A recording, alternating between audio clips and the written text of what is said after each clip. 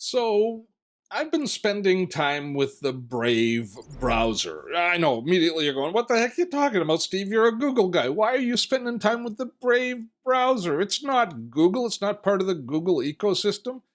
It's true, I am sort of a Google guy, but also not so much.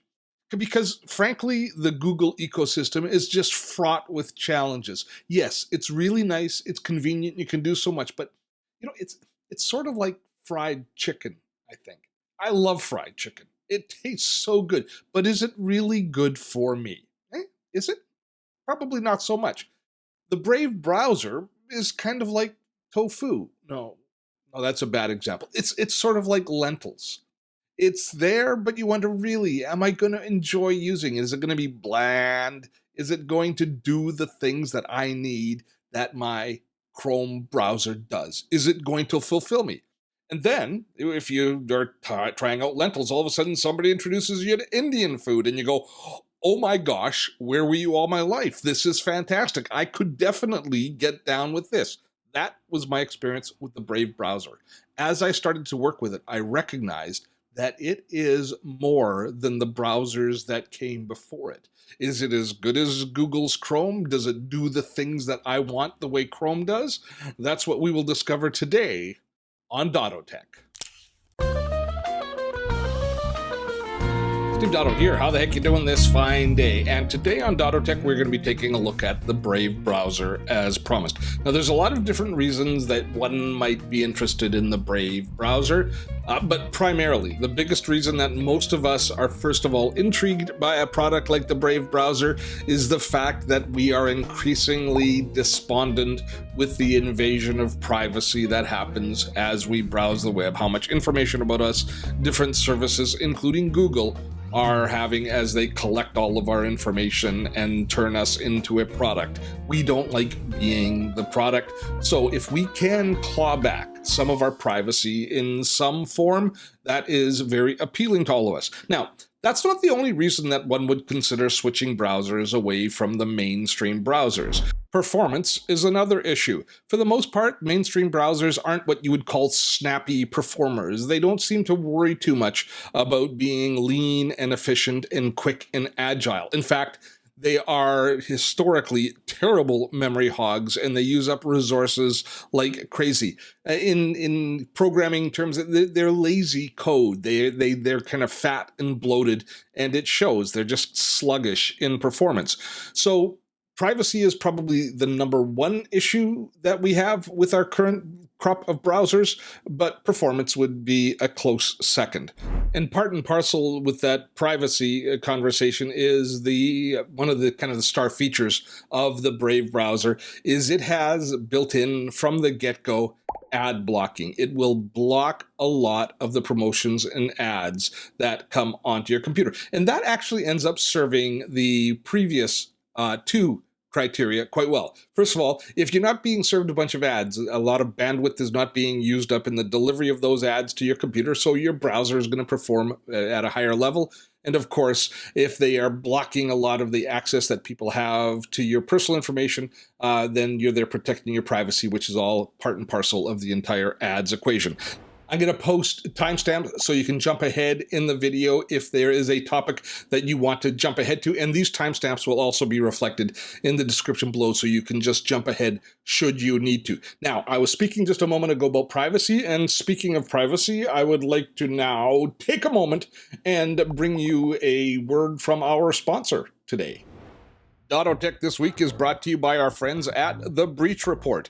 Do you know that 24 hours a day, 7 days a week, somebody is trying to break into virtually every website on the planet? And what are they trying to break in to get? They're trying to break in to steal your email address, your account information.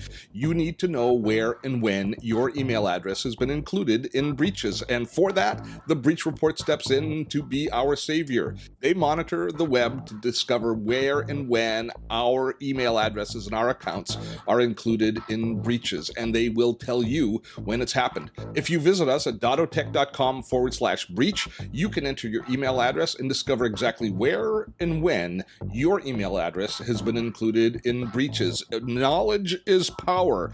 Dottotech.com/breach. You will want to check it out. All right, we will start things off with a quick look at the Brave browser, which I have installed and launched. Of course, you can just download it from their website, install it on your computer, and it should look pretty much like what mine looks as you install it. Now, here's a couple of delightful things that I discovered as I started to work with the Brave browser, which really put me at ease. The first is Brave browser is built on Chromium, which is the open source language that other web browsers are built on. Now, there's a lot of confusion because the word Chromium is so similar to Chrome that people think that means that Google has got it, and so anything built on Chromium, Google gets access to all of the information anyways. That is not the case.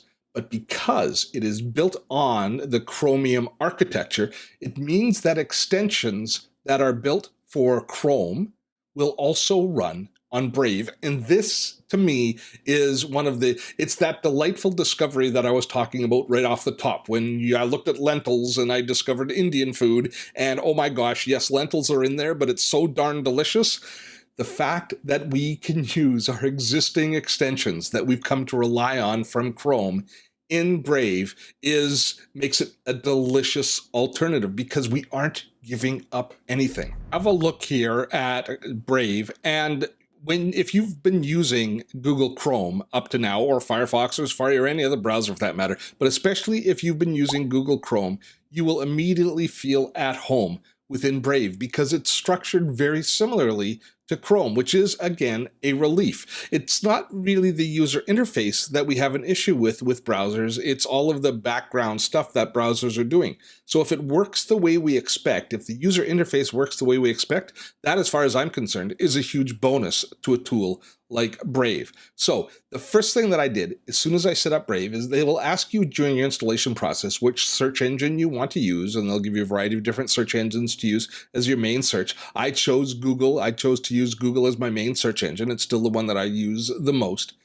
But then, as soon as I opened this window, the first thing that I tried to do is I said, I want to install my extensions. The first extension I always install in my browser is LastPass. I need access to all of my accounts. If I'm going to use a browser, I need to be able to log into everything. So, much to my delight, I went to add a new extension. And here's the process.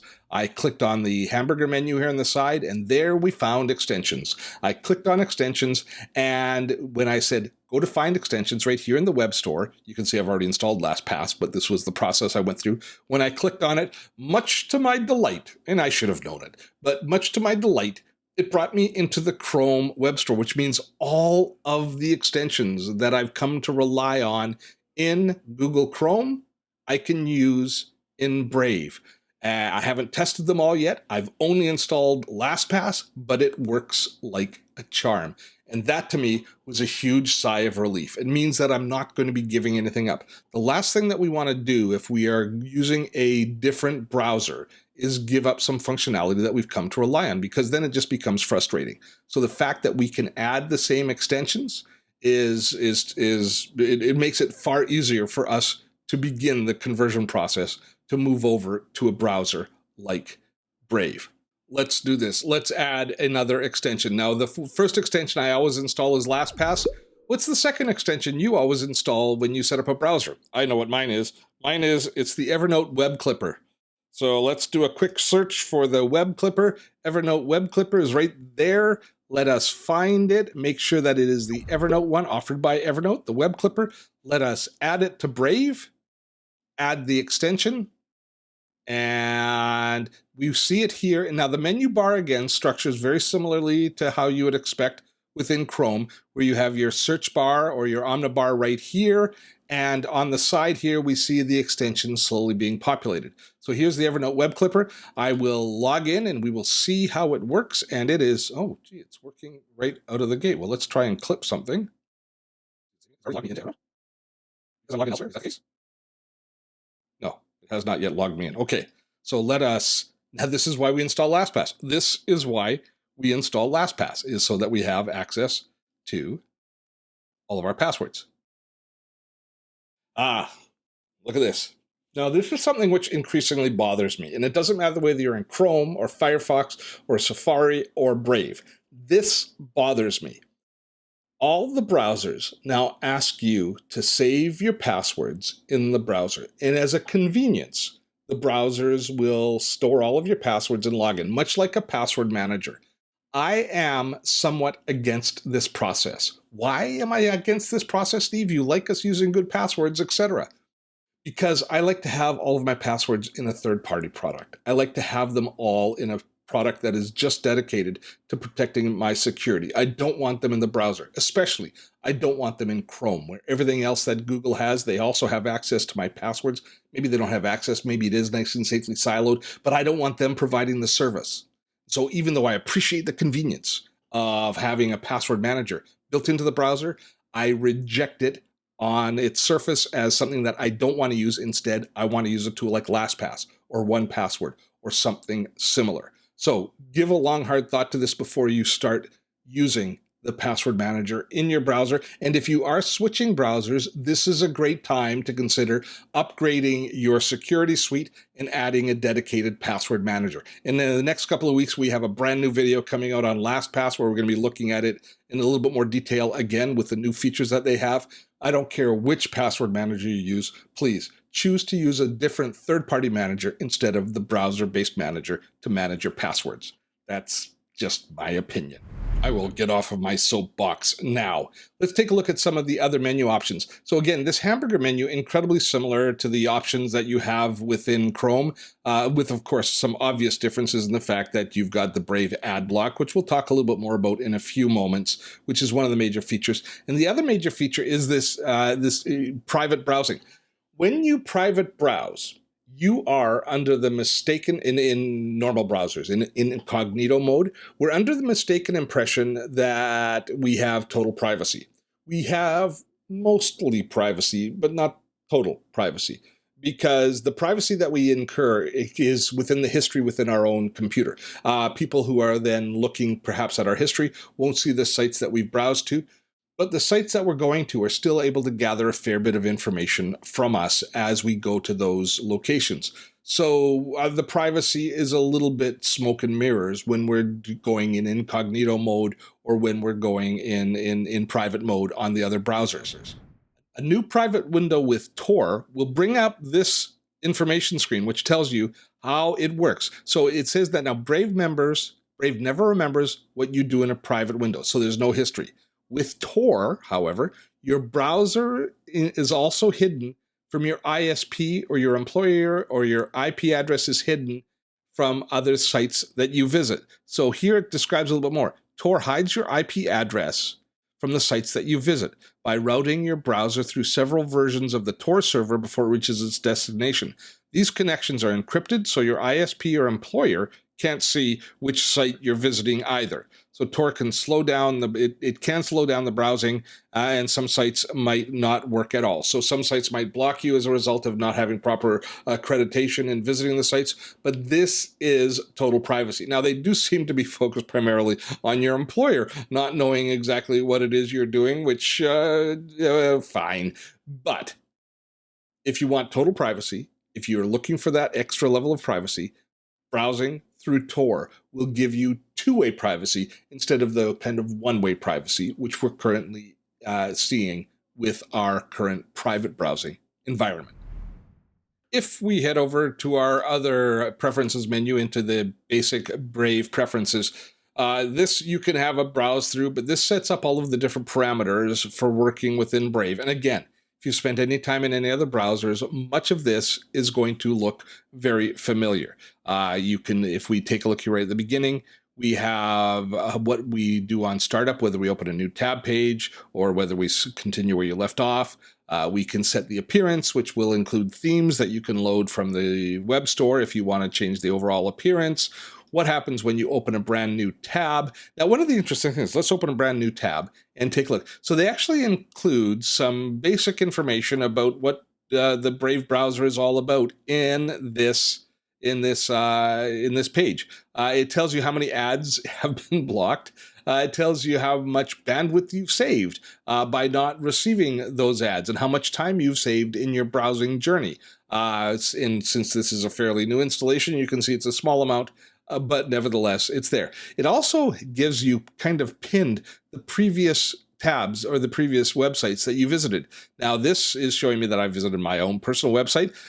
If you're wondering about these other things, I'm shopping for a boat right now, and so these are the listings on Kijiji of the boats that I've been looking at that are being shared with me as well. We also have the time here, and we also have something called Brave Rewards. Now, Brave Rewards are the beginning of our conversation about how Brave handles the ads. But I'm looking at the time that we spent on this video, and I'm realizing that probably an entire other video can be dedicated to the ads story around Brave, but I'll try and encapsulate it as best I can.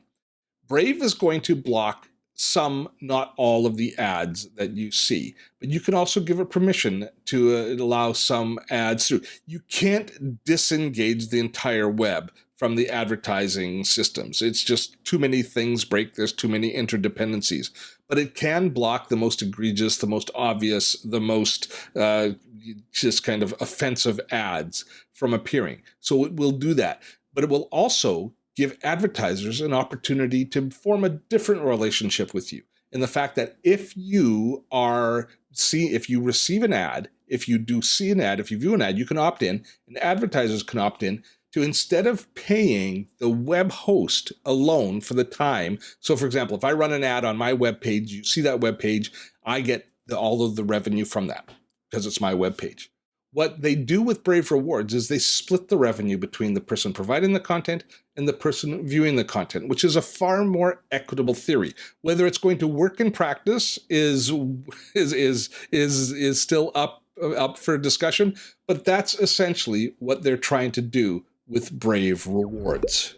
Now, I have to admit, I'm still learning kind of just how the entire Brave Rewards system works. It's something that you opt in on as you sign up. And here, within the menu bar, they have this little triangle, which is your Brave Rewards icon, which when I click on it, it says that I actually have rewards for ads that I can claim. So ads that I've seen, I can make a claim from, and I can then drag the bat icon to the circle target, Okay, drag it to the circle target. I've earned ads reward. The reward is on its way to your Brave Rewards wallet. How it's going to be that amount. I think it's in a cryptocurrency. I have no idea what it all means. If you understand exactly how this reward system works, I would love to hear your comments below. Let me know what you think about this idea of Brave Rewards and how they can assign some income to us as a result. Apparently this 0.3 BAT is worth, which is, I think it's a cryptocurrency, is worth 6 cents US in US dollars. I'm well on my way to paying for that boat that I've been shopping for as a result of this. But I do like the idea that they don't deny that ads have value in the online marketplace, but instead they recognize that there can be more equitable distribution of the rewards, of the funds that are attached to ads. That's compelling, and that's forward thinking. I like that idea, and I imagine you do as well. But as I say, I'm going to really look forward to seeing your comments below. You know, I don't know why you wouldn't try Brave at this point if you have any feeling of discomfort or frustration with your existing browser. All of the different roadblocks that would have stopped me from shifting to a tool or testing a tool like Brave have been overcome by the way that Brave is built, how it's built on the Chromium architecture. Now, I will say that you do need to pay attention that occasionally some websites won't load properly, and there is a technique within Brave called lower shields, where if you're having trouble with a site not loading properly because it's so entwined with the advertising messages and the communication going back and forth, it will allow that page to load.